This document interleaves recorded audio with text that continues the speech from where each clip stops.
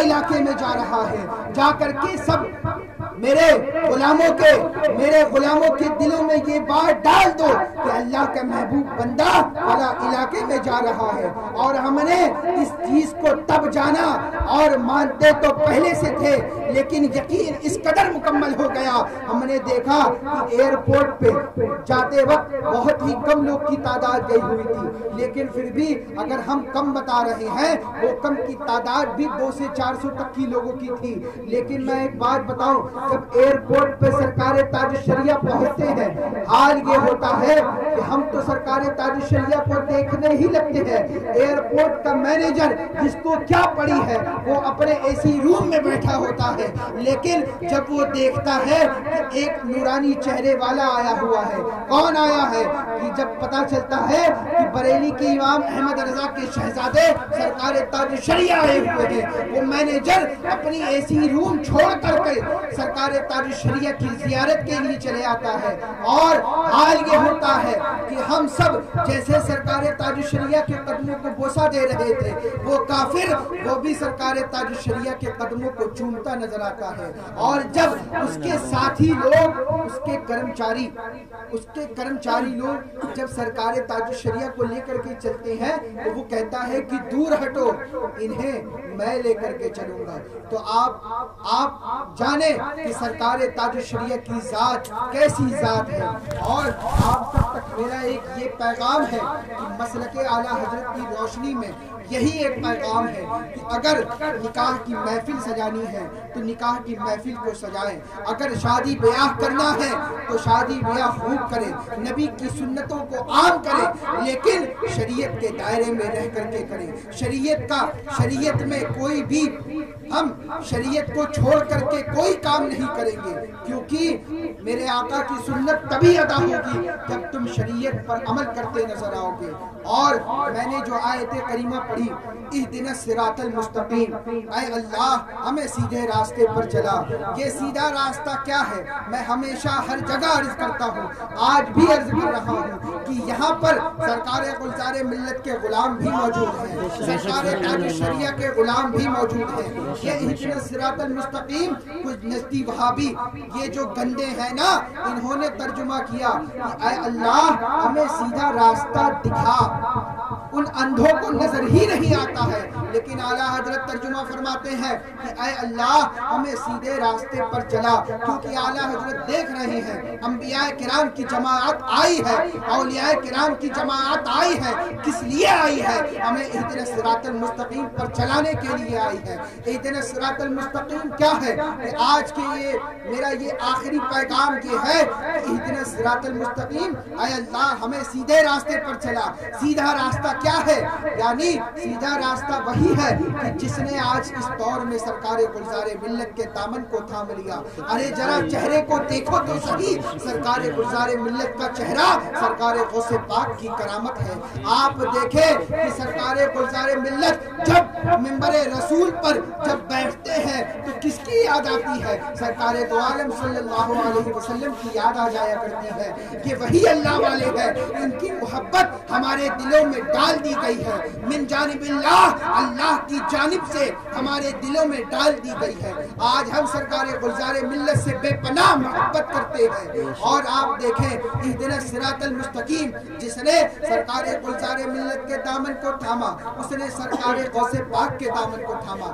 اور آج یہاں پر سرکار تاج الشریعہ کے عاشقین بھی موجود ہیں، ہم سب سرکار تاج الشریعہ کے مریدین بھی موجود ہیں، سرکار تاج الشریعہ کے غلام بھی موجود ہیں۔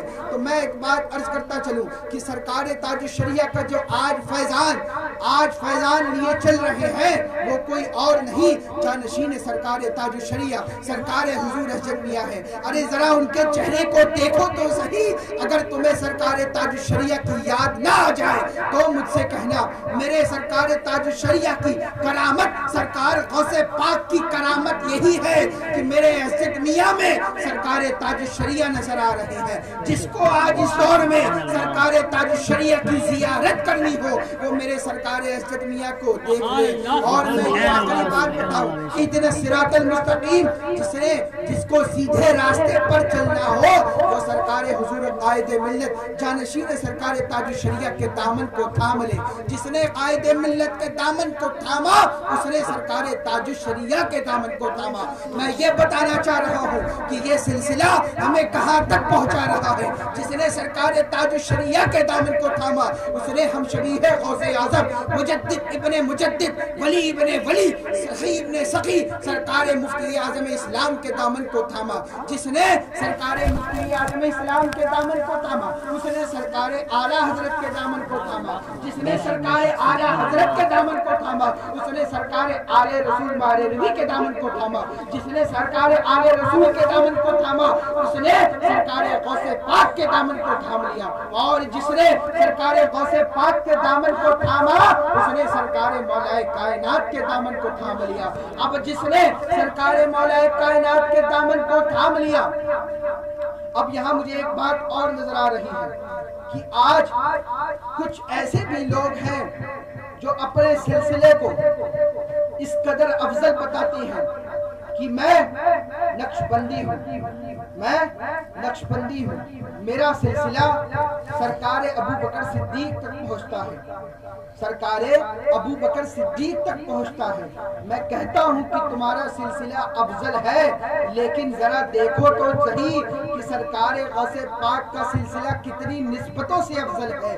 ایک نسبت ہو تو بتاؤں، سرکار دو عالم صلی اللہ علیہ وسلم کی نسبت ہے، آل رسول ہے، سلسلہ افضل ہے۔ سرکار مولا کائنات کی آل ہے، سلسلہ افضل ہے۔ ماں فاطمۃ الزہرا کی آل ہے، سلسلہ افضل ہے۔ سرکار امام حسین کی آل ہے، سلسلہ افضل ہے۔ سرکار امام زین العابدین کی آل ہے، سلسلہ افضل ہے۔ میں یہ کہتا ہوں کہ تمام سلسلوں میں افضل اگر کوئی سلسلہ ہے تو وہ افضل سلسلہ سرکار غوث پاک کا سلسلہ ہے۔ میں اس پہ کوئی اختلاف نہیں کر رہا ہوں، میں اپنے ذوق کے مطابق، میں اپنے محبت کے مطابق، اور علماء کرام کا اس پر اجماع ہے کہ اگر کوئی سلسلہ اگر سب سے زیادہ افضل ہے، کوئی سلسلہ اگر سب سے زیادہ مشہور ہے تو وہ سلسلہ قادریہ ہے۔ تو میں یہ بات کہہ رہا تھا، جس نے سرکار غوث پاک کے دامن کو تھاما اس نے سرکار مولا کائنات کے دامن کو تھاما۔ اب جس نے سرکار مولا کائنات کے دامن کو تھام لیا اس نے سرکار دو عالم صلی اللہ علیہ وسلم کے دامن پاک کو تھام لیا۔ تو یہی ہے اہدنا الصراط المستقیم۔ اگر ہمیں اہدنا الصراط المستقیم پر چلنا ہے تو بزرگوں کے دامن کو تھامنا ہوگا، بزرگوں کے دامن کو مضبوطی سے پکڑنا ہوگا۔ اور ایک بات بتا دوں کہ اگر میں ایک بہت ہی اچھا پوائنٹ دے کر کے جا رہا ہوں کہ اگر ہمیں سچا سنی بریلوی بن کر کے رہنا ہے تو ہمیں سب سے زیادہ محبت سرکار دو عالم صلی اللہ علیہ وسلم کی محبت اپنے دلوں میں بسانی ہوگی۔ ہم جب اپنے آقا سے بے پناہ محبت کریں گے، ہم یوں تو کہتے ہیں کہ ہم عاشق ہیں، الحمدللہ ہم سب عاشق ہیں، لیکن عاشق کی پہچان یہ نہیں ہوتی کہ اپنے آپ کو عاشق بھی کہو اور بے نمازی بھی ہو، عاشق بھی کہو اور قرآن کی تلاوت سے دور رہو، عاشق بھی ہو اور رمضان کے روزے نہ رکھو، عبادت نہ کرو، بلکہ عشق کا معنی یہی ہے کہ اگر تم نے سرکار دو عالم صلی اللہ علیہ وسلم سے محبت کر لی ہے، اگر اپنا سودا مدینے کے بازار میں کر لیا ہے تو تم نمازی بھی رہو گے، تم عبادت بھی کرتے نظر آؤ گے، تم تمام سنتوں پر عمل کرتے نظر آؤ گے۔ اعلیٰ حضرت نے جب اپنی قلم کو چلائی ہے، اعلیٰ حضرت اگر آج اتنا چرچا اعلیٰ حضرت کا کیوں ہے؟ اعلیٰ حضرت کا چرچا اسی لیے تو ہے، ہم جو نعرہ لگاتے ہیں عشق محبت عشق محبت، اعلیٰ حضرت نے اگر کوئی پیغام دیا ہے تو یہ پیغام نہیں دیا کہ میرے دامن کو تھامو، بلکہ اعلیٰ حضرت کا پیغام، مسلک اعلیٰ حضرت کا پیغام یہی پیغام ہے کہ میرے آقا سے سچی محبت کرو، میرے آقا سے بے پناہ محبت کرو۔ اگر تمہارے دلوں میں میرے نبی کی محبت نہیں ہے، اگر تمہارے دلوں میں صحابہ کرام کی محبت نہیں ہے تو تمہارا دل ایمان سے خالی ہے، اور جس کا دل ایمان سے خالی ہوگا یقیناً وہ سنی نہیں ہو سکتا، یقیناً وہ منافق ہی ہوگا۔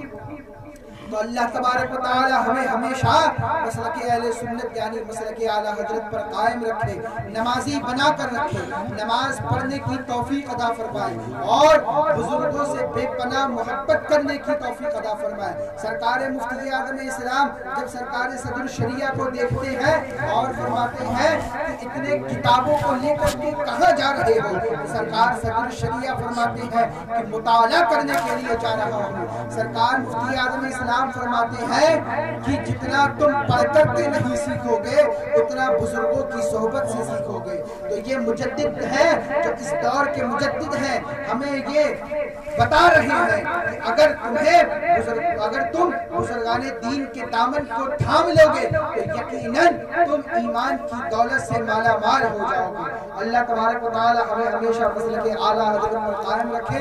ہمارے پیر و مرشد کے جانشین سرکار حضور قائد ملت سرکار عزت میاں کی عمر میں بے پناہ برکتیں عطا فرمائے، اور سرکار حضور گلزار ملت کے عمر میں بے پناہ برکتیں عطا فرمائے۔ مجھ سے بولنے میں اگر شریعت اعتبار سے کوئی غلطی ہوئی میں توبہ کرتا ہوں، استغفر اللہ ربی من کل ذنب واتوب الیہ، وآخر دعوانا الحمدللہ رب العالمین۔ السلام علیکم ورحمۃ اللہ تعالی وبرکاتہ۔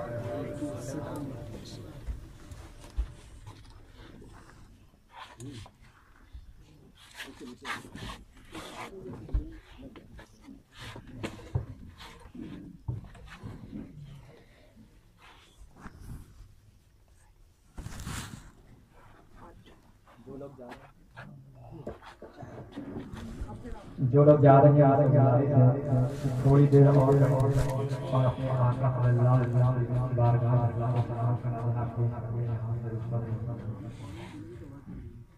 ابھی آپ اولاد غوث اعظم سید ولی رضا صاحب اللہ خوبصورت خطاب فرما رہے ہیں۔